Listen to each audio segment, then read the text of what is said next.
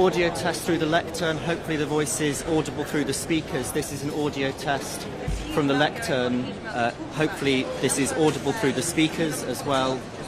This is a test through the speakers as well as the distribution amplifier.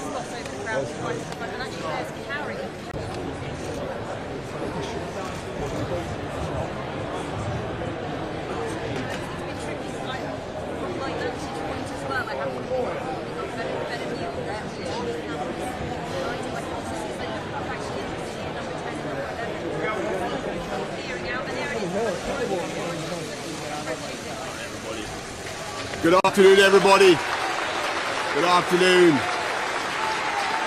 Thank you. It is clearly now the will of the Parliamentary Conservative Party that there should be a new leader of that party and therefore a new Prime Minister. And I've agreed with Sir Graham Brady, the chairman of our backbench MPs, that the process of choosing that new leader should begin now. And the timetable will be announced next week.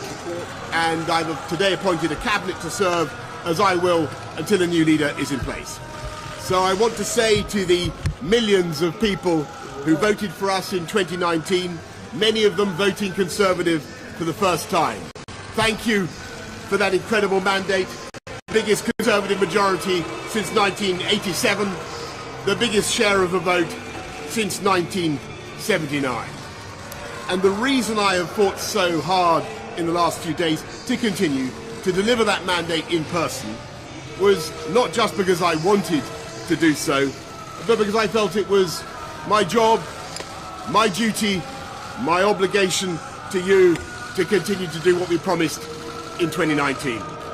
And of course I'm immensely proud of the achievements of this government, from getting Brexit done to settling our relations with the continent for over half a century, reclaiming the power for this country to make its own laws in Parliament, getting us all through the pandemic, delivering the fastest vaccine rollout in Europe, the fastest exit from lockdown, and in the last few months, leading the West in standing up to Putin's aggression in Ukraine.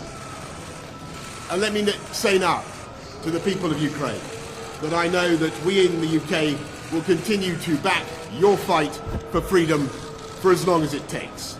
And at the same time, in this country, we've been pushing forward a vast programme of investment in infrastructure and skills and technology, the biggest in a century, because if I have one insight into human beings, it is that genius and talent and enthusiasm and imagination are evenly distributed throughout the population, but opportunity is not. And that's why we must keep levelling up, keep unleashing the potential of every part of the United Kingdom. And if we can do that in this country, we will be the most prosperous in Europe. And in the last few days I've tried to persuade my colleagues that it would be eccentric to change governments when we're delivering so much, and when we have such a vast mandate, and when we're actually only a handful of points behind in the polls, even in mid-term after quite a few months of pretty relentless sledging, and when the economic scene is so difficult domestically and internationally. And I regret not to have been successful in those arguments, and of course it's painful not to be able to see through so many ideas and projects myself. But as we've seen at Westminster, the herd instinct is powerful. When the herd moves, it moves. And my friends, in politics, no one is remotely indispensable. And our brilliant and Darwinian system will produce another leader equally committed to taking this country forward through tough times, not just helping families to get through it, but changing and improving the way we do things, cutting burdens on businesses and families, and yes, cutting taxes, because that is the way to generate the growth and the income we need to pay for great public services. And to that new leader, I say, whoever he or she may be, I say I will give you as much support as I can. And to you, the British public, I know that there will be many people who are relieved, and perhaps quite a few who will also be disappointed. And I want you to know how sad I am to be giving up the best job in the world. That them's the breaks. I want to thank Carrie and our children and all the members of my family who've had to put up with so much for so long. I want to thank the peerless British Civil Service for all the help and support that you have given our police, our emergency services, and of course our fantastic NHS, who at critical moment helped to extend my own period in office, as well as our armed services and our agencies that are so admired around the world, and our indefatigable Conservative Party members and supporters, whose selfless campaigning makes our democracy possible. I want to thank the wonderful staff here at Chequers, here at Number 10, and of course at Chequers, and our fantastic prop force detectives, the one group, by the way, who never leave.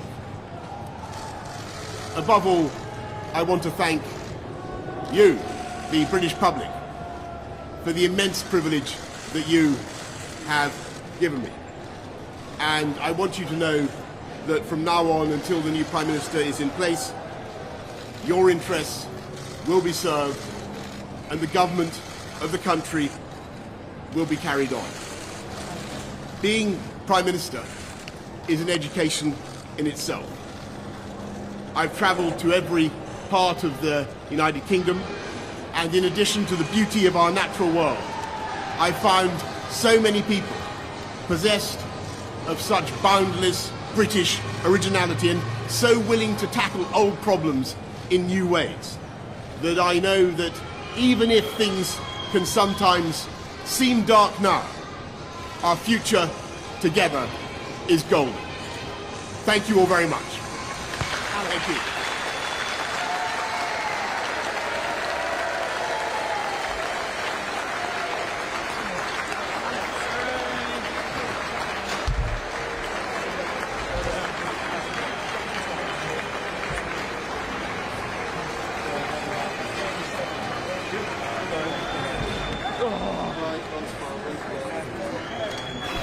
Just get the fuck out of here.